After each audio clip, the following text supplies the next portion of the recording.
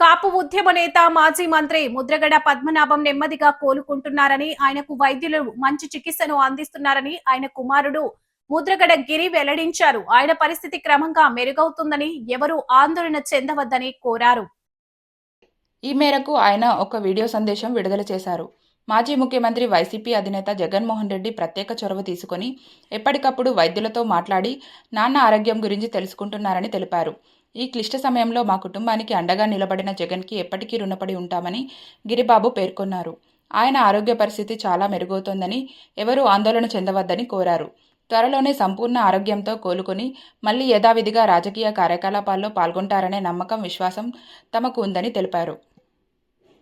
ఈ హాస్పిటల్ యజమాని అయిన శ్రీ పార్థసారథి రెడ్డి గారిని పర్సనల్గా నన్ను కలవమని చెప్పి ఇక్కడ డాక్టర్స్తో ప్రత్యేకమైన మీటింగ్ పెట్టి ప్రతిరోజు కూడా నాన్నగారి ఆరోగ్యం ఎలా ఉందని అప్డేట్స్ ఎప్పటికప్పుడు తీసుకోవడం జరుగుతుందండి.